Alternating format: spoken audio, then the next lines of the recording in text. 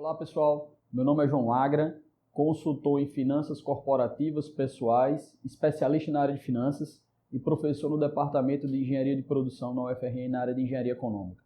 Vamos ao nosso terceiro vídeo da série de 3 vídeos, onde estamos aprendendo a importância da transformação de taxas na matemática financeira. No nosso primeiro vídeo, na primeira aula, aprendemos juntos os conceitos de taxas proporcionais e taxas equivalentes e sua aplicação no universo de entendimento entre taxas nominais e taxas efetivas. Na segunda aula, aprendemos como fazer essas transformações, passo a passo.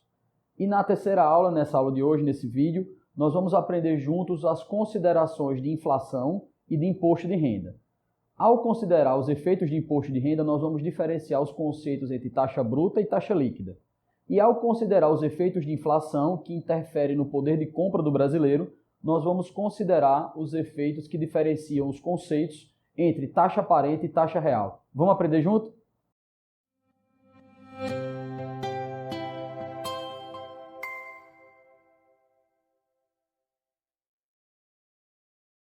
Pessoal, iniciando aqui nosso terceiro vídeo da nossa série de 3 aulas, vamos recapitular. No final da aula anterior, nós estávamos prontos para decidir qual das 5 alternativas de investimento era melhor para o nosso investidor a partir do ano de 2023.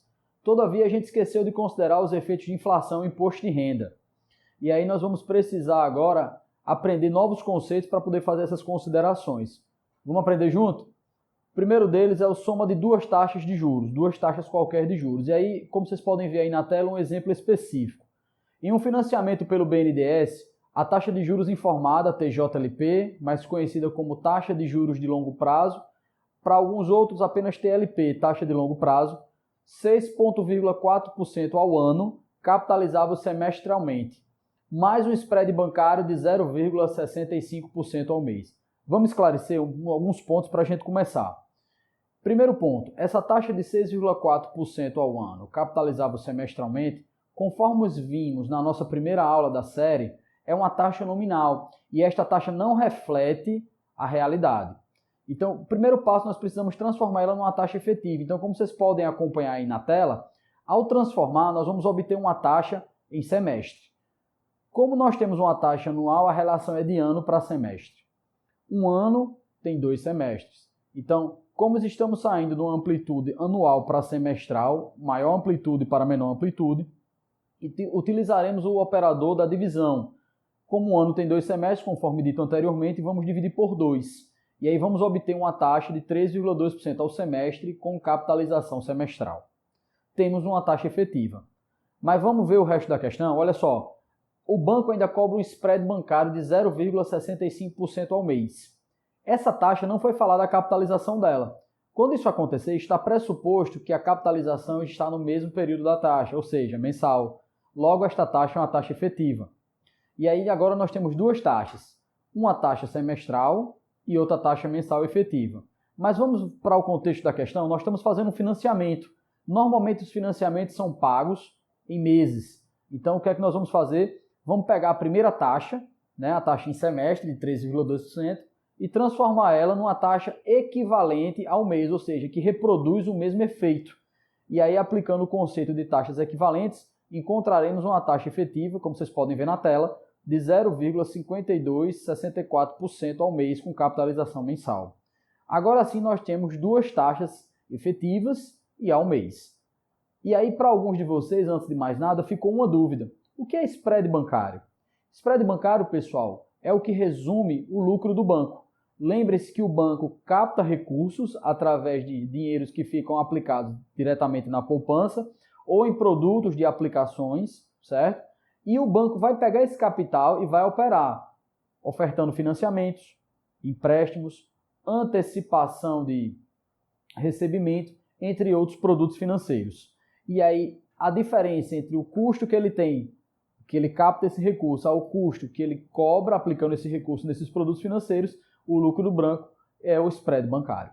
Voltando aqui para a nossa questão, tendo em vista isso, agora nós temos a TJLP e o spread bancário em ambos meses, E aí nós vamos fazer o seguinte, soma de 2 taxas de juros. Imaginando que eu tenho taxa 1 e taxa 2, a somatória não é direto. Ele é feito através dessa consideração. 1 mais a primeira taxa, que multiplica 1 mais a segunda taxa.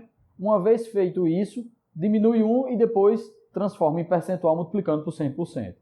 Aplicando este conceito na questão, obteremos que temos uma taxa resultante de 1,18% ao mês arredondado, tá? Para duas casas decimais.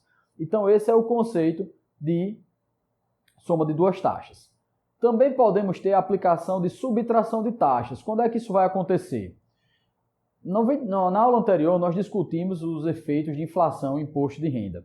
Tá? Então, quando você vai subtrair, você vai fazer o quê? Aí na tela de vocês, na primeira fórmula, 1 mais a primeira taxa. Tá? Como eu estou fazendo uma subtração, eu uso o operador da divisão. Dividido por 1 mais a segunda taxa, menos 1 vezes 100%. E quando é que isso vai ser aplicado? Vamos entrar agora no contexto da questão. Ao final da aula anterior, chegamos à conclusão que o certificado de depósito bancário era a melhor alternativa para o investidor. Até então, não consideramos nem inflação nem imposto de renda. E aí, quando você tiver nesse universo, essas duas considerações, pode surgir a primeira dúvida: quem eu devo tirar primeiro? E aí, imagine o seguinte: imposto de renda é algo que você vai pagar uma vez tendo lucro. Inflação, você não paga nada sobre inflação. Inflação, ela é sentida na medida em que, em paralelo, vai ocorrer o aumento dos preços dos bens e serviços, certo? E aí você sente uma diferença no teu poder de compra, né? Da relação do teu aumento de ganhos e o aumento do preço dos bens e serviços. Então, quando isso acontecer, sempre você vai considerar primeiro os efeitos de imposto de renda. Então, aquele rendimento que vocês viram ao final da aula anterior, ela é uma taxa bruta, ela é um rendimento bruto.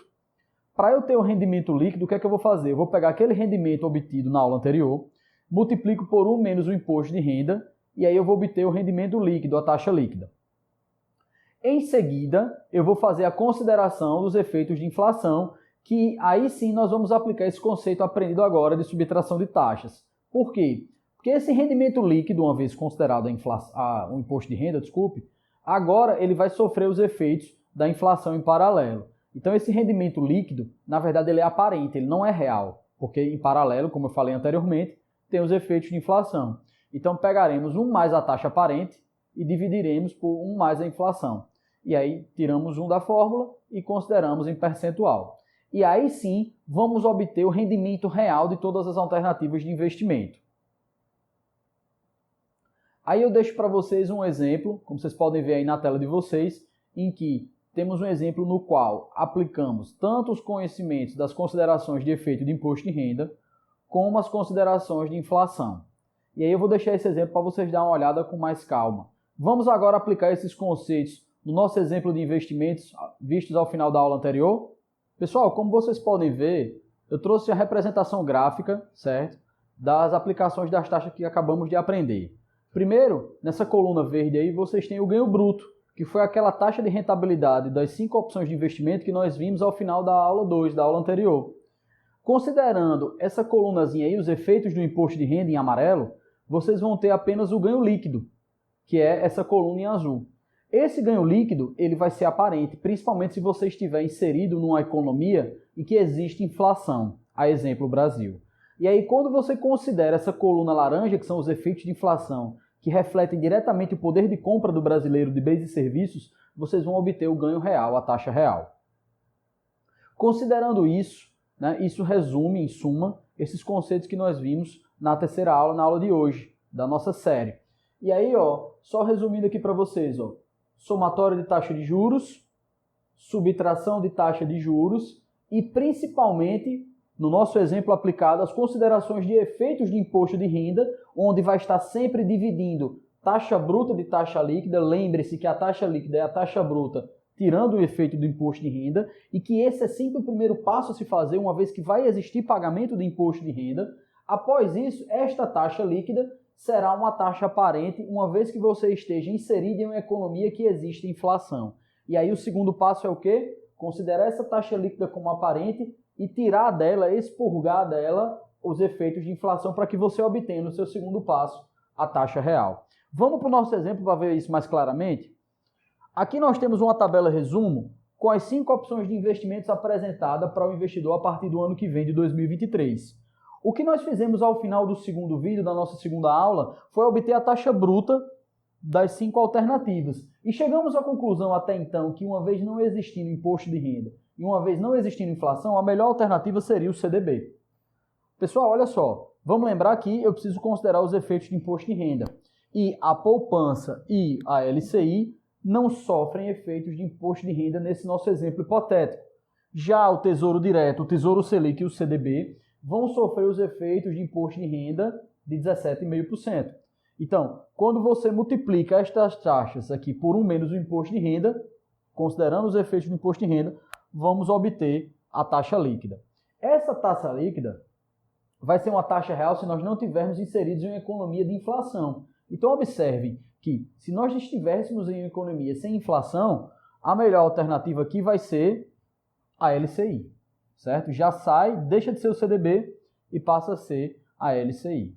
E aí, vamos lembrar que nós no Brasil, admitindo que esse investidor vai vir investir aqui no Brasil, nesse nosso contexto, ele vai estar inserido em um contexto inflacionário, lembrando a vocês que a inflação é a influência do poder de compra de bens e serviços, tá? Então, nós vamos ter que considerar os efeitos da inflação. Essa rentabilidade líquida, na verdade, ela é aparente em virtude de existir em paralelo essa inflação. E aí nós vamos aplicar o conceito visto na aula de hoje de subtração de taxas e vamos tirar a inflação representada pelo índice IPCA de 7,5% ao ano. E aí vamos obter a taxa real, o rendimento real dos 5 investimentos. Olha só, pessoal, como cai o investimento bruto para a rentabilidade real, considerando os efeitos de imposto de renda e de inflação. Isso nos quer dizer que é importantíssimo em análise de qualquer alternativa de investimento a consideração desses dois fatores, tá?